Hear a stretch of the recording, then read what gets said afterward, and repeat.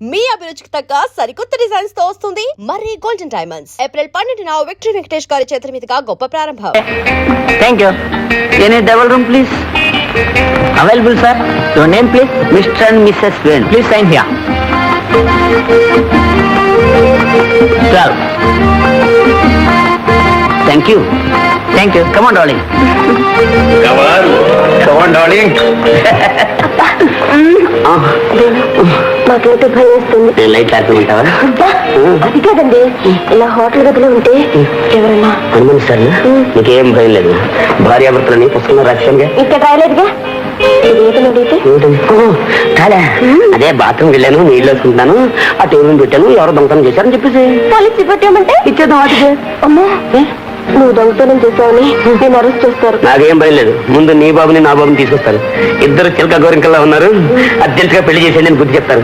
వెంటనే వాళ్ళు మ్యారేజ్ చేస్తారు. ఇదే హోటల్, ఇదే బెడ్ అని.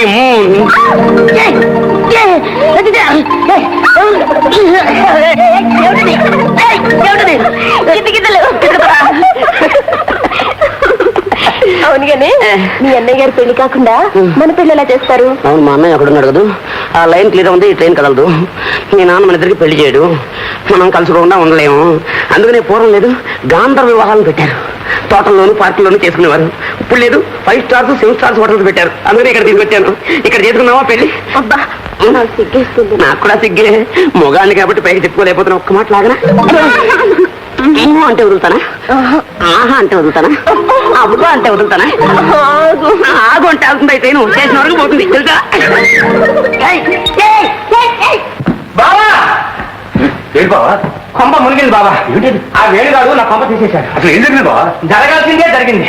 నువ్వు అదుపులో పెట్టలేను అని నేను అదుపులో పెడదాం అనుకున్నాను. ఆ బడుద్దాయి చదివి తాతయ్య నా నెత్తిని కిరీటం పెడతాడని ఆశపడ్డాను. కానీ వాడు నా నెత్తినెక్కి నా కూతురు తీసుకుపోతాడు అనుకోలేదు బావా. ఇంత పని చేశాడా? పోనీ తీసుకెళ్ళాడు. ఏ తాళి కట్టినా తీసుకెళ్ళాడా? ఏదో లాడ్జీలో పెట్టాడట. అనుమానం మీద పోలీసులు అరెస్ట్ చేసి స్టేషన్ లో పెట్టారట. ఎంత అవమానం బావా, ఎంత అవమానం. తగిన శాస్త్రం జరిగిందిలే. అదేమిటి బావా అలాగంటావు? నీ వాడంటే మగాడు. నా కూతురు బ్రతికేం కాను, నా పరువు ఏం కాను. ఇప్పుడు ఏం చేయాలయ్యా? సరేలే, ముందు జరగాల్సిందో ఆలోచిద్దాం. ఇంకా ఆలోచించడానికి ఏముంది బావా? చెప్పుకుంటే సిగ్గు. అమ్మాయికి నెల కూడా తక్కువ. నీకు బుద్ధి లేదయ్యా? ఇంత దూరం వచ్చేదాకా నాకు ఎందుకు చెప్పలేదు? ఎలా చెప్పను బావా? సరే, జరిగింది ఏదో జరిగింది. నీట ముంచిన పాలం ముంచిన నీదే పాలం బావా. సరేలే, నువ్వే ఆధారపడకు. ముందు స్టేషన్కి వెళ్ళి వాళ్ళని తీసుకొచ్చి నలుగురికి తెలియక ముందే 3 గుళ్ళు వేయించేద్దాం.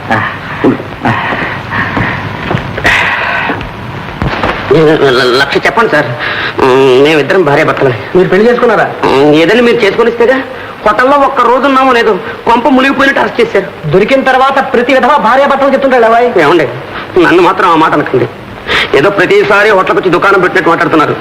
అలా చేసే వాళ్ళందరూ మీ వాసన తగలని ఎప్పుడు చెక్కేస్తున్నారు సార్. ఏదో నా కర్మ కాలి కొత్త కాబట్టి దొరికిపోయాను. మీరు ఎక్కువ మాట్లాడక ఈ స్టేట్మెంట్ సంతకం పెట్టు.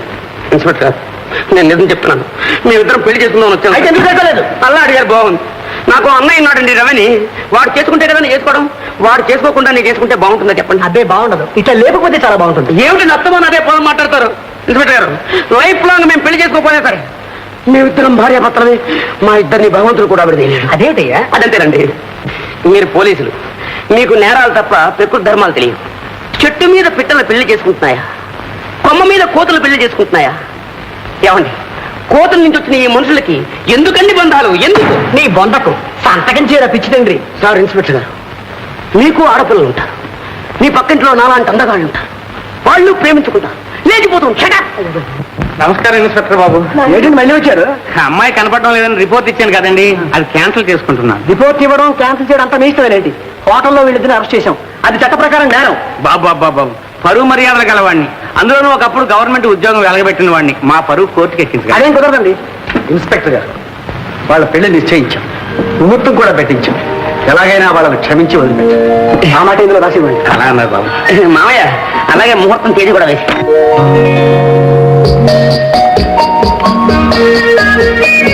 మీ ఇద్దరు ఇలా రండి.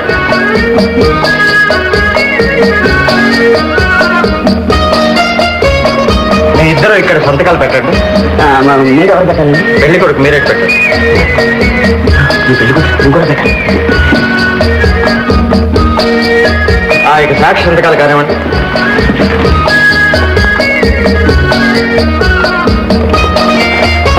వెయ్యి పెళ్లి కూతుర్లా నువ్వు సిగ్గుపడతావేంటి? పెళ్లి కూతురులో సిగ్గుపడతాను సంతకాలు పెట్టేసింది. చిన్నవాళ్ళైనా వాళ్ళేనాయో ధైర్యం చేశారు. నువ్వు ఉన్నావు. బయలుదేరదామా? ఇటువంటి విషయాల్లో మధ్యవర్తుల ప్రమేయం ఉండకూడదు. ఉన్నవి లేనివన్నీ కల్పించి చెప్పి కన్ఫ్యూజ్ చేస్తా. నేను అసలే మిలిటరీ వాడిని. మీకేమైనా అనుమానాలు ఉంటే నన్ను డైరెక్ట్ గా అడగచ్చు. మీరింతగా చెప్పాలా అన్నయ్య గారు? మీ కుటుంబ గౌరవం ఏమిటో, మీ పేరు ప్రతిష్టలు ఏమిటో మాకు తెలియపోతే కదండి. ఇక ఆస్తిపాస్తుల విషయం అంటారా? నాకున్నది ఒక్కతే కూతురు. మనసులు కలవాలే కానీ ఆస్తి ఏముందిలేండి. డాడీ రామారా, ఇలా కూర్చో. వీరు జమునాబాయి గారు. వీడు మా అబ్బాయి మోహన్. మిస్టర్ మోహన్, మా అమ్మాయి Jyoti. Glad to meet you. నమస్తే.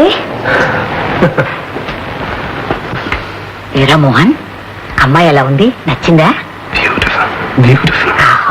నీకు నచ్చినట్టేనా? దేనికి డాడీ? పిచ్చి పిల్ల, పెళ్లికమ్మా. పెళ్ళా? నిన్ను పరిచయం చేయడం మర్చిపోయానే. మిస్టర్ రవి, నాకు కాబోయే భర్త. జ్యోతి, ఏమిటేమిటి కాబోయే భర్త? మీరు ఉండండి అమ్మా. చాలేవయ్యా, ఎవరిని విట్ట నవ్విపోతారు. ఆడపిల్ల అంత పచ్చిగా నాకు కాబోయే భర్త చూస్తుంటే అసలు ఏ మొహం పెట్టి తీసుకొచ్చావు మమ్మల్ని? ఏమండి? ఇదిగో, సమర్థించుకునేంత చిన్న తప్పు కాదా ఇది? ఇంకా నిలబడతానే రారా? ఏమండి జమునాబాయి గారు? యమునాబాయిలే గంగాబాయిలే నా మాట వినండి. జ్యోతి, డాడీ, ఏటి ఆవేశం? మీరెందుకు ఇలా మారిపోయారు? రవితో నా పెళ్లి జరిపిస్తానని మీరేగా ముందు అన్నారు. ముందు అన్నందుకే వెనక చింతిస్తున్నా. ఇతని ఇలాంటి అప్రాచుడిని కల్లో కూడా అనుకోలేదు. డాడీ, ఆయన ఎందుకు ఇలా మాటలతో గాయపరుస్తున్నారు? అతను చేతలతో గాయపరచడం చేతగాక. రాజారావు గారు, మీ మనసులో ఏముందో సూటిగా అడగండి. ఒక చెడిపోయిన ఆడదని ఆదరణలో ఉన్నమాట అబద్ధమా? నిజమే, రవి, కానీ మీరు అనుకున్నట్లు భార్యగా మాత్రం కాదు. అని మమ్మల్ని నమ్మమంటావు? లేదు, చెప్పుడు మాటలు విని ఉన్న నమ్మకాన్ని పోగొట్టుకోవద్దండి. Non sense. ఈ విషయాన్ని ఇంతకాలం మాతో ఎందుకు చెప్పలేదు? అది తప్పని నేను అనుకోలేదు కాబట్టి. అవును, నీ ఔదార్యాన్ని, విశాల హృదయాన్ని లోకం అపార్థం చేసుకుందంటావు. ఆత్మీయులే అనుమానిస్తున్నప్పుడు లోకం అనుకోవడంలో విశేషమే ఉంది. కాలు జారిన మనిషికి చేయూతనివ్వడానికి మనిషికి మనిషికి మధ్య అక్రమ సంబంధమే ఉండనక్కర్లేదు. మా అనుబంధం అన్నా చెల్లెల సంబంధం అనుకోమంటావు, అంతేగా? నీలాంటి నీచులంతా అడ్డం పెట్టుకునే బంధుత్వం అదేగా.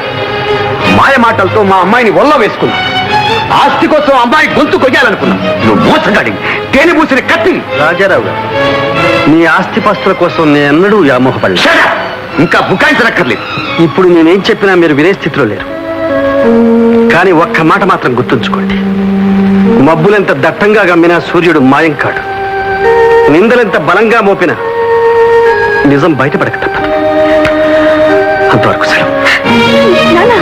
ఆయన వెళ్ళిపోతున్నారు నాన్న. వెళ్ళని అమ్మ, నీ బ్రతుకు కాలిపోక ముందే అతని ఇక్కడి నుంచి వెళ్ళిపోవటం చాలా అవసరం.